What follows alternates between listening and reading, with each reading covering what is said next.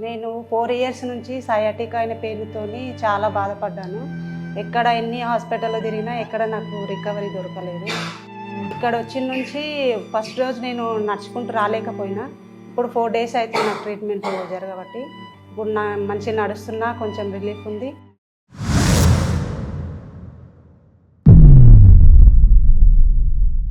ఇప్పుడు మనం చూడబోయే పేషెంట్ సయాటికాతో ప్రాబ్లంతో మన దగ్గరకు వచ్చింది.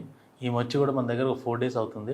ఇప్పుడు తన ప్రాబ్లం ఎలా వచ్చింది, మన దగ్గరికి ఏ ప్రాబ్లంతో వచ్చింది ఏంటనేది ఒకసారి మనం ఆమె మాటలు తెలుసుకుందాం. చెప్పండి మీ పేరు? నా పేరు హారిక.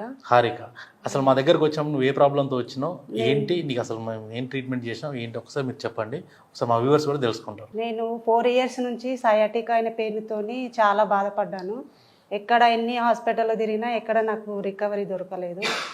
ఇక్కడ వచ్చిన నుంచి ఫస్ట్ రోజు నేను నడుచుకుంటూ రాలేకపోయినా ఇప్పుడు 4 డేస్ అయితే నాకు ట్రీట్మెంట్ జరగబట్టి ఇప్పుడు నా మంచిగా నడుస్తున్నా, కొంచెం రిలీఫ్ ఉంది. మేము ట్రీట్మెంట్ ఇప్పుడు మీకు చేస్తున్నాం కదా, మేము చేతులతో మాన్యువల్ ఎక్కువ చేస్తున్నామా లేదా మెషినరీ ట్రీట్మెంట్ ఎక్కువ ఉందా ఏంటనేది ఒకసారి చెప్తే అర్థమవుతుంది కదా. అంటే చేతులతో వేసింది మంచిగా అనిపించింది. ఇప్పుడు మనం ఏంటంటే అంటే తనకు తెలిసిన లాంగ్వేజ్ తను చెప్పింది, చేతులతో చేసింది ఏంటంటే మనం కైరోప్రాక్టిక్ ప్లస్ మ్యానిపులేషన్స్. ఈ మ్యానిపులేషన్స్ ఎలా ఉంటుందంటే ఒకసారి మీకు చూపిస్తాము, దాన్ని బట్టి ఆ treatment A level of pain ఆమెకు ఉండింది, మనం ఏ లెవెల్ వరకు తగ్గించాము, ఇంకా దానికి ఇంకా ట్రీట్మెంట్ కంటిన్యూ అవుతుంది. ఇప్పుడు 4 డేస్ అయింది. 4 డేస్లో ఆమె మన దగ్గరకు వచ్చినప్పుడు ఏంటంటే ఏడ్చుకుంటూ వచ్చి కనీసం నిలబడలేని పరిస్థితిలో ఉన్నప్పుడు మన దగ్గర ఇక్కడ అడ్మిట్ అయింది. 1 డే అడ్మిట్ అయినప్పుడు దాని తర్వాత నెక్స్ట్ డేనే ఇమ్మీడియట్గా మళ్ళీ నడుచుకుంటూ వెళ్ళింది. ఇప్పుడు ఆమెకి ఏం చేసాం ఏంటనేది ఒకసారి చూపిస్తాం. ఇప్పుడు తిను మన దగ్గరకు వచ్చిన ప్రాబ్లం ఏంటంటే సయాటికా. ఈ సయాటికా ప్రాబ్లంతో వచ్చినప్పుడు తను నడవలేని పరిస్థితిలో ఉన్నప్పుడు మనం చిన్నగా ఆమె కన్విన్స్ చేసి తనకి ఎలా ఉంటుంది ట్రీట్మెంట్, ఏం జరుగుతుంది, ఏం సైడ్ ఎఫెక్ట్ ఉంటుందా లేదా అన్ని నిదానంగా అన్నీ ఆమెకు చెప్పిన తర్వాత ట్రీట్మెంట్ స్టార్ట్ చేసాం.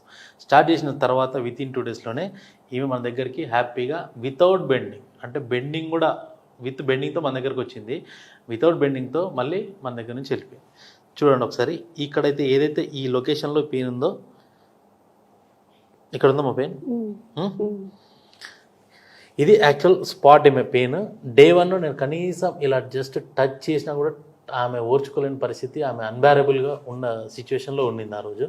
ఈరోజు నేను ఎంత ప్రెషర్ పెట్టినా కూడా ఆమెకు పెయిన్ తెలియదు. చూసుకోండి, అంతవరకు మనము తగ్గించాం ఆమెకి. మీకు డే 1 ఎలా ఉండే హారిక? ఇది చాలా పెయిన్ ఉండే, అసలు టచ్ చేయలేను. అయితే మన ట్రీట్మెంట్ ప్రాసెస్లో ఇప్పుడు మనం అసలు సయాటికా ప్రాబ్లం ఉన్న వాళ్ళకి మనం ఎలా చేస్తాం ఏంటనే జస్ట్ మీకు వితిన్ షార్ట్ ఫామ్లో చూపించేస్తాను. ఇది బేసిక్గా ఈ గన్ అనేది అందరూ పెయిన్కు వాడుకోవాలని చెప్పేసి ఒక ఆలోచనతో ఉన్నారు. ఇది ఏంటి, దేనికి వాడాలో ఏంటనేది ఇప్పుడు నేను చూపిస్తాను. మేము పేషెంట్స్ కూడా ఏ విధంగా ఇంప్లిమెంట్ చేస్తాం అనేది కూడా చూపిస్తాను.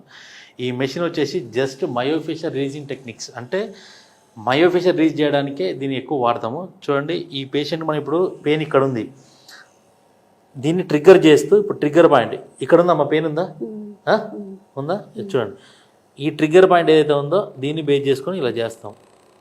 అక్కడ వరకు దీన్ని వాడుకోవచ్చు. అంటే జస్ట్ మయోఫేషియల్ రిలీజ్. దీని చుట్టుపక్కల ఉన్న మజిల్ ఏదైతే గ్లూటియస్ మజిల్ ఇదంతా ఉంటుంది కదా, లోవర్ బ్యాక్ మజిల్, ఈ మజిల్ని అంతా ఫ్రీ చేసుకోవచ్చు. దాని వరకే దీన్ని వాడతాం అంతే.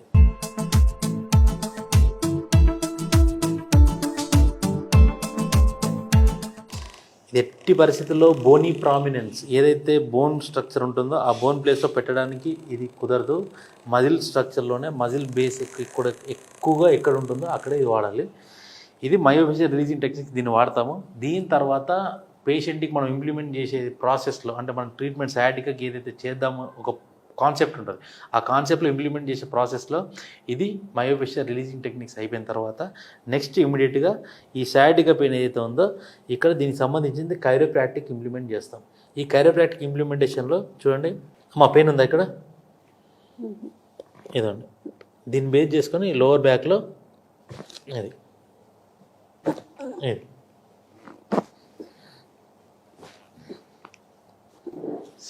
ఇప్పుడు ఇది వరకు నీకు డే 1 ఇదంతా ఈ లాగుతుండే కదా ఇక్కడ, ఈ పెయిన్ అయితే లాగడం అయితే రేడియేటింగ్ ఉందో ఆ రేడియేటింగ్ పెయిన్ సంబంధించింది ఈ లెగ్ ఉంటుంది కదా, చిన్నగా ఇలా పట్టేసుకొని దీంట్లో ఈ లెగ్స్ ఇలా పెట్టాము 2 స్ట్రైట్గా. ఈ పొజిషన్ సైడ్ లైన్ పొజిషన్లో మనము పేషెంట్కి కరెక్ట్గా lower back and sciatica groove ఏదైతే ఉంటుందో ఆ గ్రూవ్ ట్రిగ్గర్ పాయింట్ అంటే ఇప్పుడు సపోజ్ ఒక పేషెంట్కి ఈ L4 L5 ఇక్కడ ఉంది కదా, ఇక్కడ నుంచి రేడియేటింగ్ ఉండొచ్చు, ఈ బటక్ రీజియన్ నుంచి రేడియేటింగ్ ఉండొచ్చు. ఆ రేడియేటింగ్ పెయిన్ ఎక్కడి నుంచి అయితే రూట్ కాజ్ పెయిన్ ఉంటుందో అది స్టార్ట్ అవుతుందో దాన్ని బేస్ చేసుకొని ట్రిగ్గర్ రిలీజ్ చేయడం అనేది మన కైరోప్రాక్టిక్లో మన కాన్సెప్ట్. చూడండి ఒకసారి, ఇక్కడ ఉందా మా పెయిన్, సి సింపుల్.